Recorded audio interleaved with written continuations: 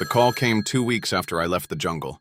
I'd been lying low in a safe house in Prague, trying and failing to drown the memories in cheap whiskey and late-night walks through the empty streets. But no amount of distance or alcohol could shake the feeling that I was being watched. The serpent was dead, but its shadow had followed me. When the phone rang, I almost didn't answer. But I knew better. The CIA doesn't leave loose ends. "Shade," Trask's voice came through the line, crisp and professional as always. "We need you. Now." I thought I was supposed to let it go, I said, leaning back against the cold brick wall of my apartment. Trask didn't respond to that. Instead, he said, "Pack your gear. There's a plane waiting for you at Václav Havel Airport. Destination is classified. Wheels up in 2 hours." I knew better than to argue. Whatever this was, it wasn't optional. What am I walking into this time? There was a pause. Then, Trask's voice dropped, colder than I'd ever heard it. "Something's waking up in Siberia, and it's worse than the serpent." The cold hit me like a sledgehammer the second I stepped off the plane. Siberia wasn't just cold, it was hostile. The air itself felt sharp, slicing through the layers of thermal gear I'd been given as if it had a vendetta. Snow stretched endlessly in every direction, broken only by the jagged peaks of distant mountains.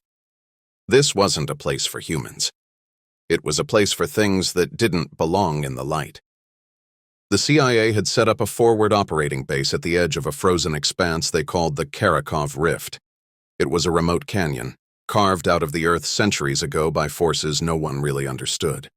The locals avoided it, claiming it was cursed, a place where people went missing and the winds howled like dying animals. When I arrived at the base, it was clear the situation was worse than I'd been told. The perimeter was lined with motion sensors and floodlights, but half of them were flickering or out completely. Soldiers patrolled in pairs, their faces pale and tight with fear. Inside the main tent, I found Trask waiting for me, along with a team of scientists and operatives I didn't recognize. "Glad you could make it," Trask said, handing me a thin folder. "We've got a situation." The file contained grainy satellite images of the Karakov Rift, its jagged edges casting long shadows across the snow. But it wasn't the terrain that caught my attention. It was the creature. At first, I thought it was just a shadow, a trick of the light. But the more I stared, the more details emerged.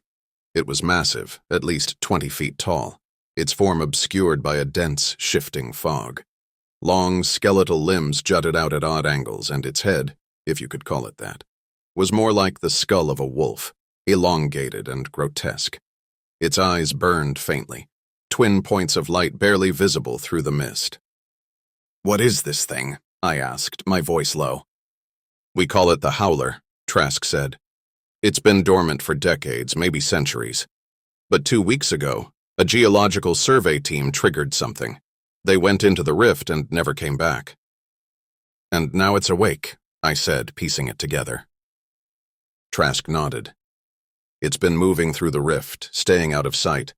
But every time it gets close to the perimeter, we lose people. Soldiers vanish without a trace. Equipment fails. And then there's the sound." "The sound?"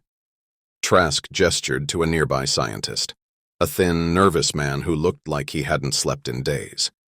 He hit a button on a nearby laptop, and the room filled with a low, guttural howl. It was faint at first, almost like the wind, but it grew louder, sharper, until it felt like the walls themselves were shaking. I clenched my jaw, the sound hitting something deep and primal in me. It wasn't just noise. It was pain, fear, and something else I couldn't name. "Every time it howls, it changes the environment," Trask said, his voice strained. "The temperature drops, electronics fail, and anyone within range—" He didn't finish the sentence, but he didn't have to. I could see it in his eyes. "We need you to go into the rift," Trask said, handing me a map marked with red zones. "Find the Howler, neutralize it, and recover any data left behind by the survey team. Whatever this thing is, it's connected to something bigger. You think it's another Umbra creature, I said, scanning the map. We know it is, Trask replied. The patterns match.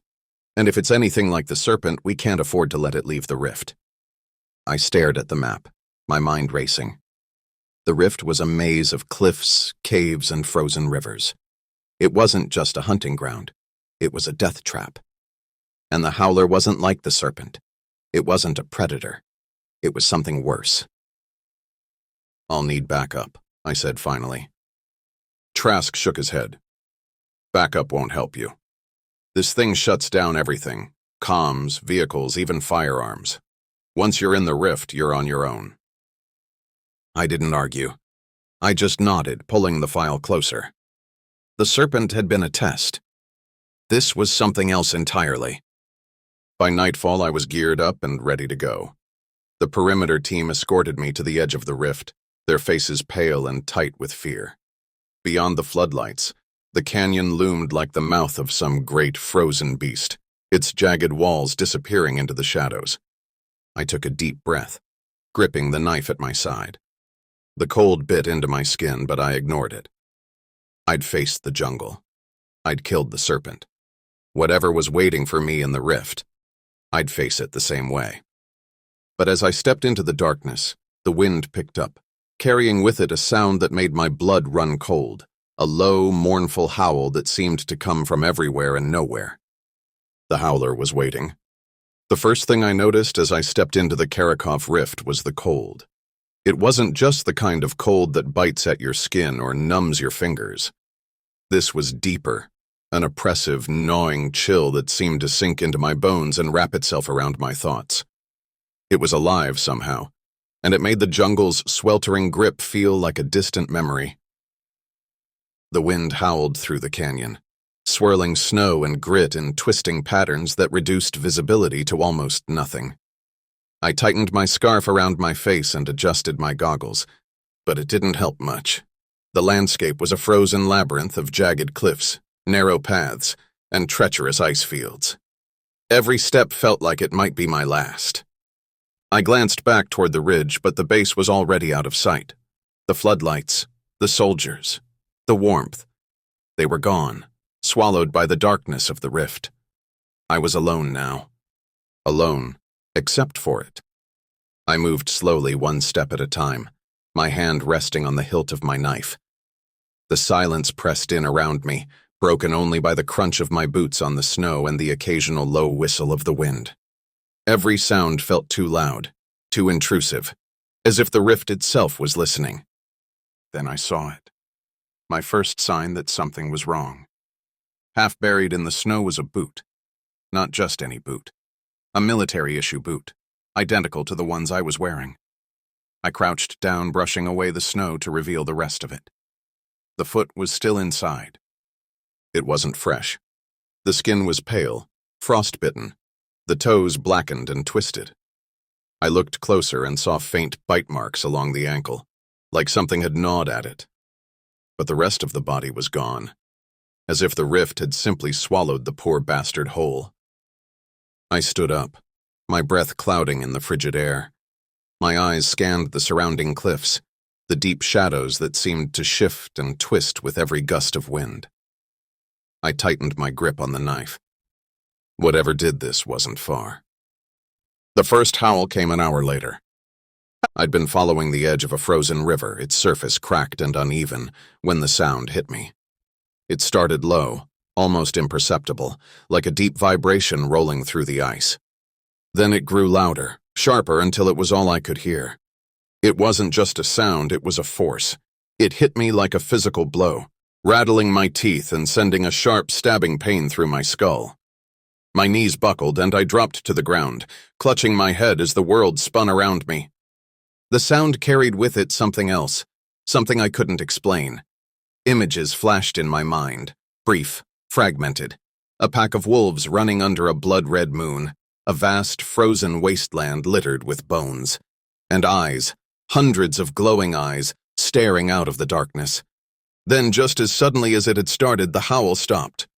The silence that followed was even worse. I forced myself to my feet, my legs trembling. My ears rang, and my vision was blurred. But I knew I couldn't stay here. The howl wasn't a warning. It was a beacon. It knew where I was now. I pushed forward, my pace quickening despite the uneven terrain. The cliffs rose higher around me, their jagged edges casting long shadows across the snow. Those shadows seemed to move, twisting and shifting in ways that didn't match the wind or the light. I kept telling myself it was a trick of the mind, a side effect of the cold and exhaustion. But deep down, I knew better. I reached a narrow pass, the walls closing in on either side. The ground was slick with ice, and I had to brace myself against the rock to keep from slipping. Every instinct in my body told me this was a trap, but there was no other way forward. Halfway through the pass, I saw them. At first, I thought they were rocks, small, scattered lumps in the snow. But as I got closer, I realized they were helmets. Military helmets, their surfaces scratched and dented, the visors shattered. Around them were more remnants, shredded pieces of fabric, broken weapons, blood stains frozen into the ice. There was no sign of the bodies. The hair on the back of my neck stood up, and I turned slowly, scanning the cliffs above me. The shadows there were deeper, darker than they should have been. And they were moving. A low growl echoed through the pass, so faint I almost didn't hear it. It wasn't like the howl. This was closer, more immediate, like the sound of an animal stalking its prey. My knife was in my hand before I realized I'd drawn it. I didn't see it at first. I felt it, a shift in the air, a weight that pressed down on me, making it harder to breathe. The wind stopped, and the world seemed to hold its breath.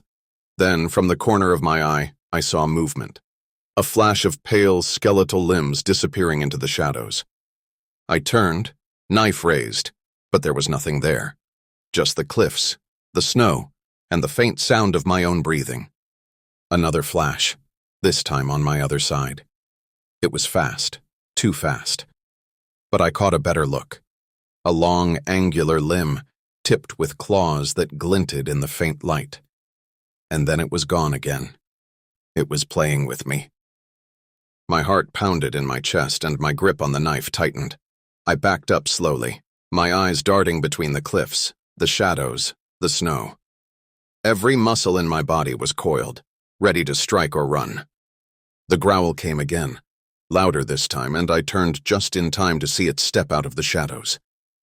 The Howler was enormous, its skeletal frame wrapped in a shifting ethereal fog that seemed to pulse with an inner light. Its limbs were long and thin, its claws scraping against the ice with a sound that set my teeth on edge. But its face was the worst. It was the skull of a wolf, impossibly large, its empty sockets glowing with a cold blue fire. It stared at me for what felt like an eternity, its head tilting slightly as if it were curious. Then it took a step forward, the fog around it thickening, swirling toward me like grasping hands. I didn't wait to see what it would do next. I turned and ran. The ice cracked beneath my boots as I ran, each step echoing through the narrow pass. The Howler's growl followed me, low and guttural, vibrating through the cliffs like a living thing. The fog around it seemed to bleed into the air, stretching through the canyon, cold tendrils lapping at my heels. My breath came in ragged bursts, clouds of white against the icy air. I glanced back only once, and I regretted it immediately. The Howler wasn't running. It didn't need to. It moved with an unnatural grace, its limbs gliding across the ice as though the laws of physics didn't apply to it. The fog around it thickened with each step, obscuring its form but never its glowing eyes. They burned through the mist, cold and calculating, locked onto me. I pushed myself harder, my legs burning with effort. The canyon walls grew taller, narrowing as the path twisted and turned. Every shadow seemed alive, every corner a potential ambush. I knew I couldn't outrun it, not for long. But I couldn't stop either. Stopping meant death. The path forked ahead, one trail leading upward into a narrow ledge, the other disappearing into a dark tunnel carved into the ice. Neither was promising. The ledge was exposed, leaving me vulnerable. The tunnel was worse, cramped and dark with no guarantee of an exit. The Howler's growl deepened, reverberating through the cliffs like a drumbeat. It was closer now, the fog curling around the edges of the canyon, swallowing the fork ahead. The decision wasn't mine to make. A long, mournful howl ripped through the air, and my knees buckled under the sheer force of it. It wasn't just a sound. It was a weapon. The vibrations coursed through my body, rattling my teeth and squeezing my chest like a vice. My vision blurred, and for a moment, I thought I might black out. But I didn't. Somehow I forced myself to move, staggering toward the ledge. The tunnel might have been safer, but I couldn't risk being trapped. If it cornered me in there, I'd be done. The ledge was barely wide enough for my boots, the drop below disappearing into darkness. I pressed my back against the cliff face, inching along as the icy wind clawed at me. The growl was louder now, the fog creeping up the canyon walls, tendrils of it curling over the edge like smoke. Halfway across, the Howler appeared at the far end of the ledge. It moved slowly, deliberately, its limbs unfolding as it stepped onto the narrow path. The fog around it thickened, swirling like a living thing, and its claws scraped against the rock, sending a sharp metallic echo through the canyon. My knife was useless. My training, my experience, none of it mattered here.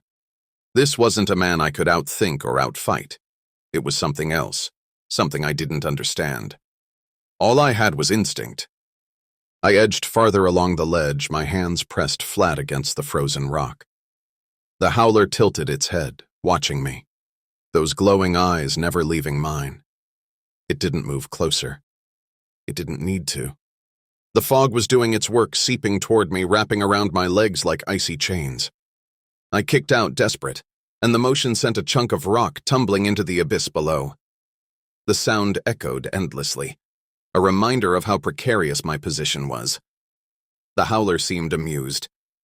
It took another step forward, its claws digging into the rock as if testing its strength. Then the ledge crumbled. I fell, the world spinning around me, the icy wind tearing at my face.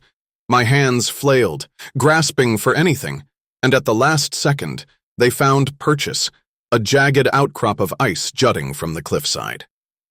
The impact wrenched my shoulder, pain exploding through my arm, but I held on. Above me, the Howler peered down, its skeletal face tilting as it watched. For a moment, I thought it might leap, finishing the job.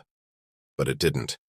It simply stood there, the fog curling around its limbs, its glowing eyes burning into me. Then it howled. The sound hit me like a wave, rattling my bones and shaking the cliffside. Ice and snow rained down, pelting my face, and my grip on the outcrop began to slip. I gritted my teeth, pulling myself upward inch by inch. But the Howler didn't stop.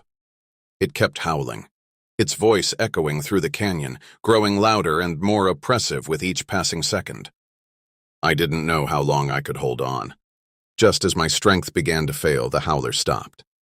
The silence that followed was deafening, the absence of sound almost as disorienting as the howl itself. When I dared to look up, the Howler was gone, the fog receding with it, leaving the canyon eerily empty. I pulled myself onto the ledge, collapsing onto the ice, my chest heaving. My arm throbbed where the outcrop had wrenched it, and my legs felt like lead. But I was alive. For now.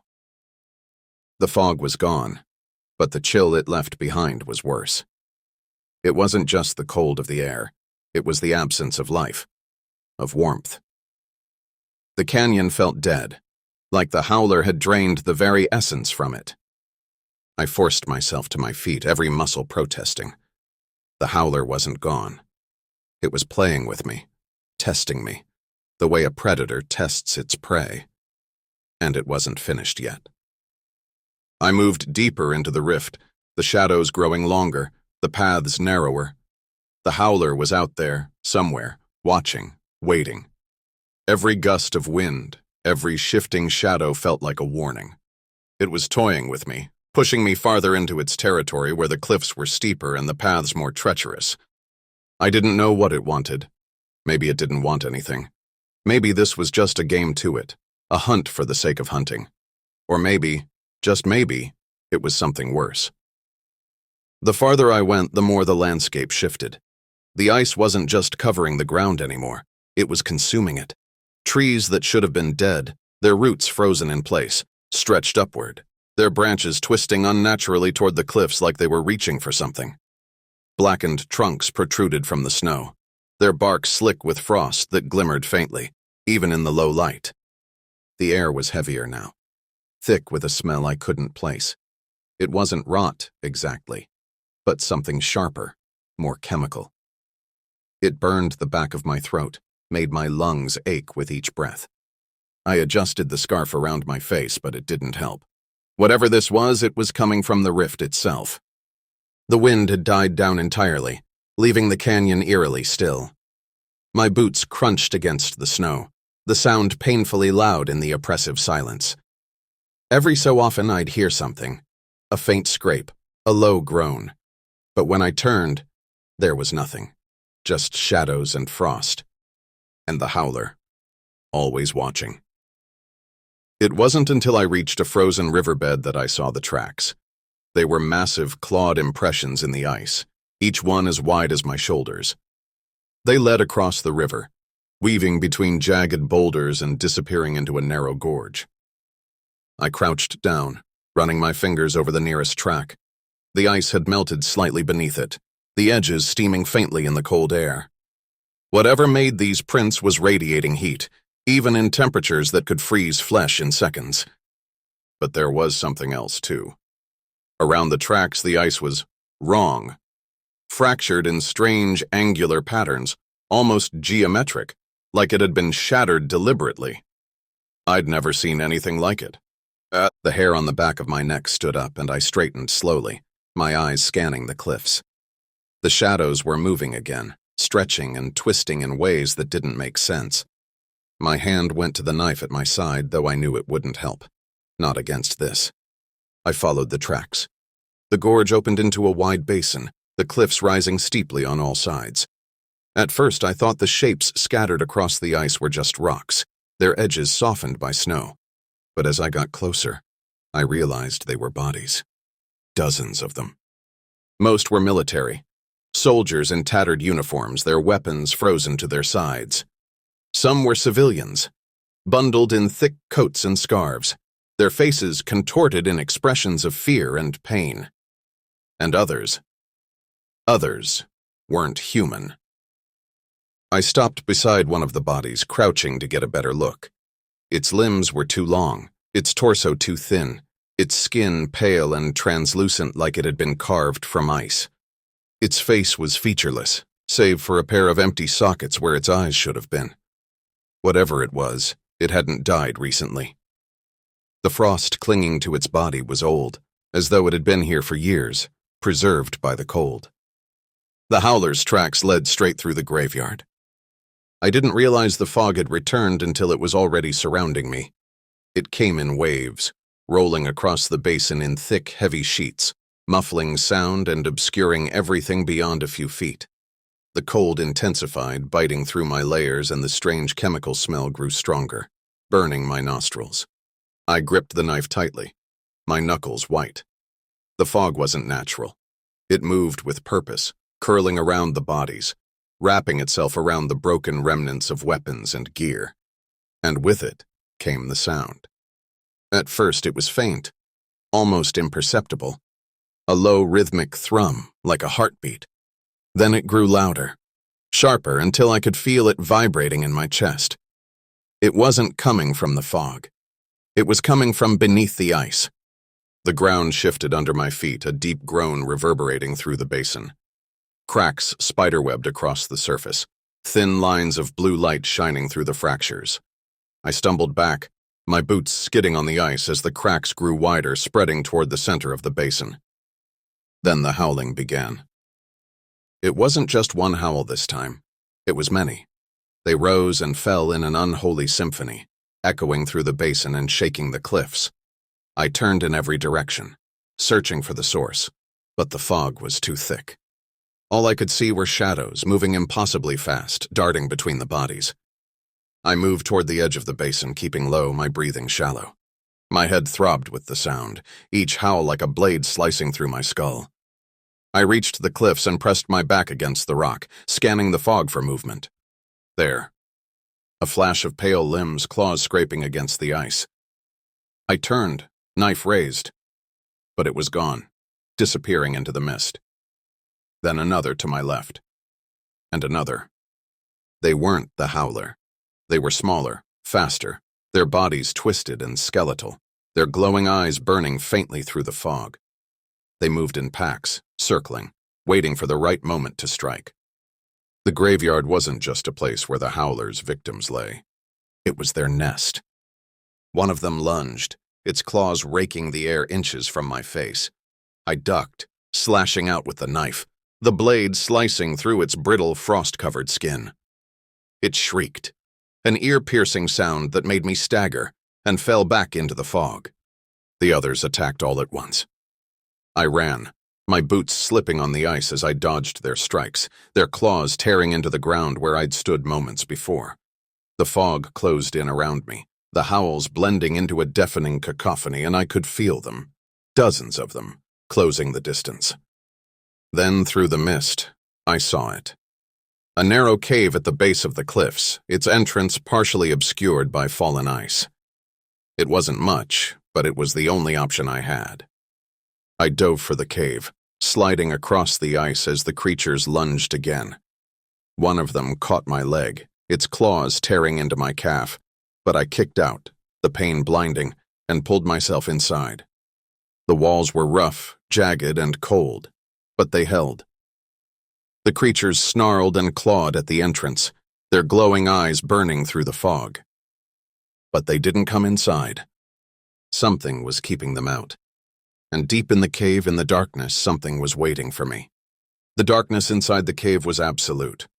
The moment I crossed the threshold, it swallowed me whole, cutting off even the faint light of the fog outside. My breaths came in short, shallow gasps, each one clouding the freezing air. The sound of claws scratching at the ice near the entrance faded, replaced by an oppressive silence. I pressed my back to the cold rock wall, my knife still in hand, and waited. My injured leg throbbed with every beat of my heart, warm blood soaking into the fabric of my pants. The creatures outside weren't coming in, and that was the first thing I couldn't explain. They were relentless, coordinated predators. But something about this cave stopped them. And that something was farther inside. The air inside the cave was different. It wasn't just cold. It felt charged, heavy, like every molecule carried an unseen weight. The smell I'd noticed in the rift, the sharp chemical tang, was stronger here, almost suffocating. It clung to the back of my throat, making each breath feel like swallowing razor blades. I took a step forward, the sound of my boots crunching against the frozen ground echoing unnaturally in the confined space. The tunnel sloped downward, curving slightly, the walls slick with frost that shimmered faintly in the dark.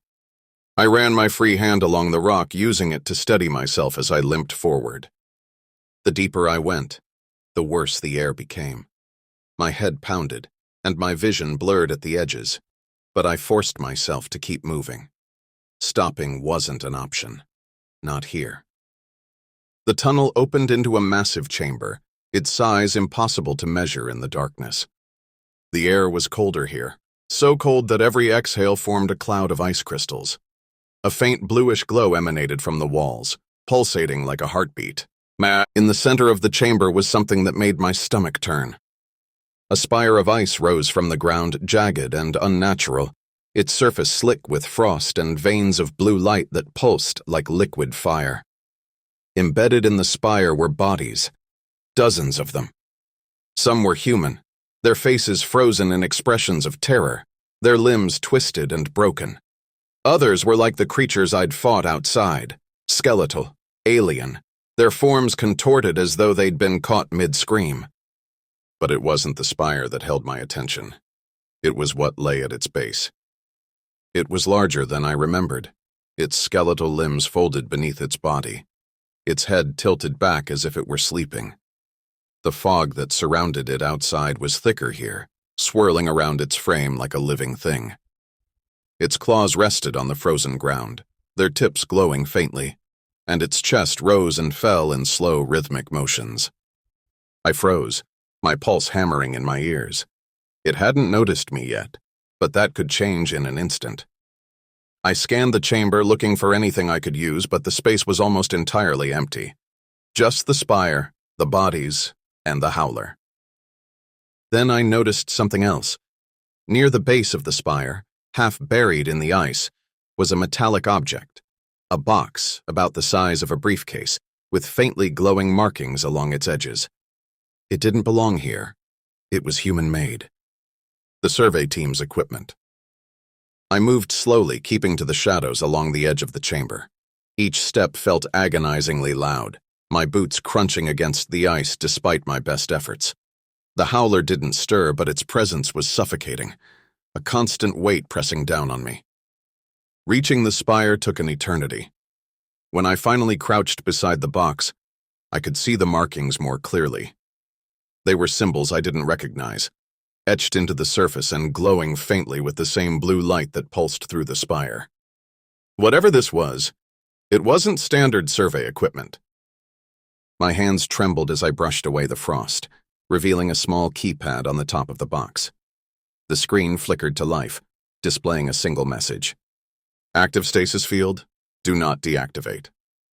Stasis field. The Howler wasn't just sleeping.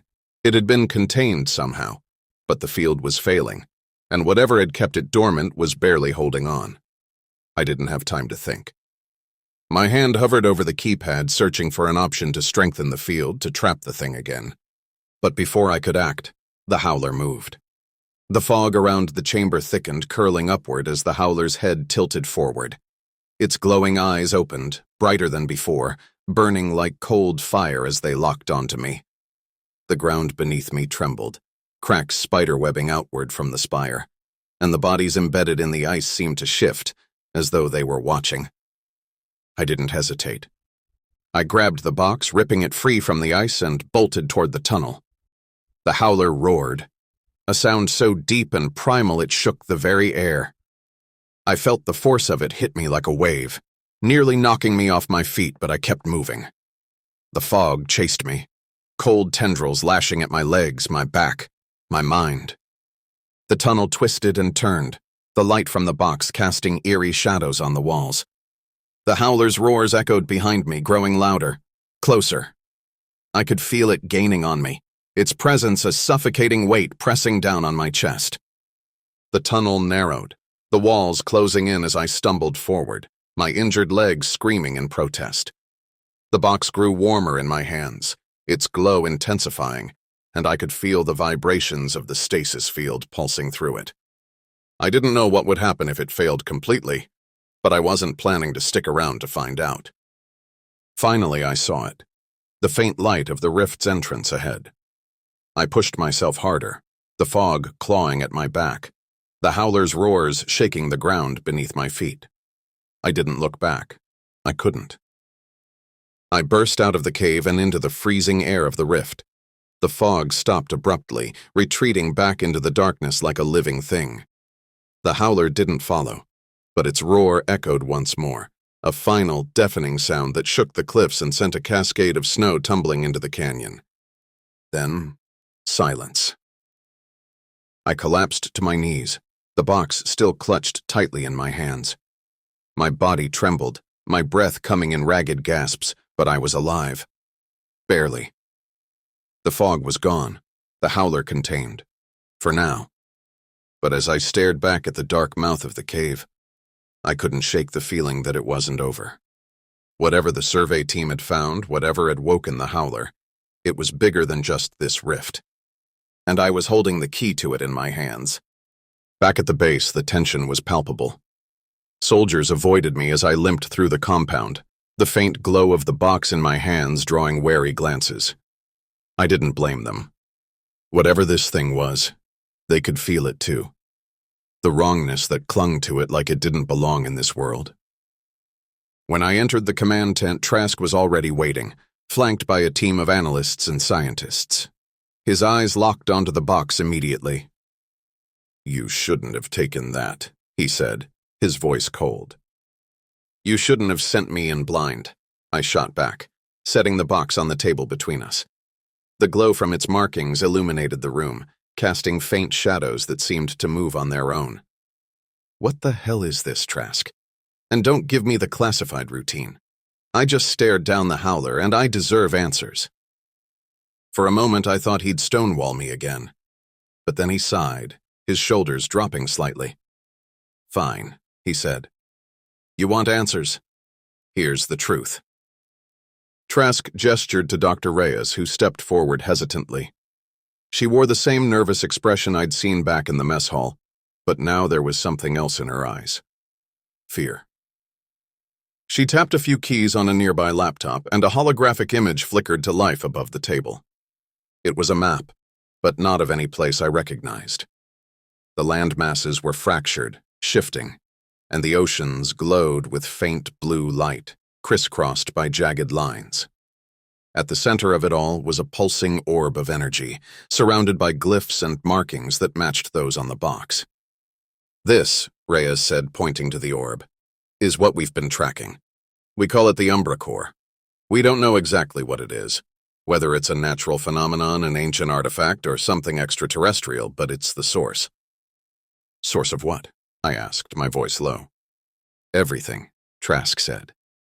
The creatures, the anomalies, the changes in the environment, they all trace back to this. The core isn't just an object. It's a force, something beyond our understanding. And it's waking up. Trask leaned against the edge of the table, his eyes fixed on the hologram. Project Umbra was started in the 1950s, after the first recorded encounter with an anomaly. A remote village in the Amazon went dark, completely wiped out. When a recon team went in, they found something unnatural. A creature, massive and ancient, unlike anything in our world. It wasn't just killing, it was warping reality around it. He paused, letting the weight of his words sink in. That's when we discovered the core. Every anomaly we've encountered since, creatures like the Howler, like the Serpent, has been connected to it. They're not random. They're not isolated. They're part of something bigger. I stared at the hologram, my mind racing. And the box? Reyes stepped in again. It's a containment device. It creates a stasis field that suppresses the energy signature of the core's fragments. The survey team must have found a shard in the rift, a piece of the core. That's what was keeping the Howler dormant. When the field weakened, the Howler woke up. Trask crossed his arms, his gaze hard. This isn't just about one creature, Shade. The anomalies are increasing, more sightings, more attacks. The core's energy is spreading, and the containment fields aren't holding. We think it's because the core itself is reactivating and the fragments are responding to it. So what happens if the core fully activates? I asked. Reyes hesitated, exchanging a glance with Trask. We don't know, she admitted. But if the fragments are any indication, it won't be good. The core's energy doesn't just create these creatures. It changes the environment, warps reality itself. Entire ecosystems could collapse. Cities could fall. Humanity might not survive. I leaned back, my mind struggling to process the enormity of what they were saying. And you expect me to stop this? I'm not a scientist, Trask. I'm not a goddamn wizard. I'm just a guy with a knife. You're more than that, Trask said, his tone sharper now. You've seen what these things are capable of, and you've survived. That's more than most people can say. And you're not just dealing with the creatures. You're dealing with the people who created this mess in the first place. Created? I asked, narrowing my eyes. Trask nodded grimly. The core didn't wake up on its own. Decades ago, during the height of the Cold War, there were experiments. Governments trying to harness the core's energy as a weapon. They thought they could control it, use it to gain an edge over their enemies. Instead, they broke it, scattered its fragments across the globe. And now we're paying the price. Reyes turned back to the hologram, zooming in on one of the glowing lines that connected the fragments. We've been tracking another shard, she said. It's in the Andes, deep in an uncharted part of the mountains. The locals call it La Muerte Silenciosa, the silent death. Entire villages have gone silent, their inhabitants gone. The creatures there are different, Trask added. They don't just kill, they erase. No bodies, no traces, just nothingness. I stared at the map, the weight of their words settling over me like a lead blanket. Another shard, another anomaly, another nightmare waiting in the dark. And you want me to go after it, I said flatly. Trask nodded. We don't have a choice. If we don't contain these fragments, and soon, it won't just be villages. It'll be entire cities. Maybe more. I looked at the box, its faint glow reflecting in the hologram above it. The Howler's roar still echoed in my mind, and I knew that whatever was waiting in the Andes would be worse. But I didn't have a choice. Not really. Fine, I said, standing up. But you'd better start telling me everything. No more secrets. Trask didn't respond. He just handed me a new file, thicker than the last one, and walked out of the tent. As I opened the file, the hologram flickered, and for a brief moment, the map shifted. The glowing orb at its center pulsed once, brighter than before, and a chill ran down my spine.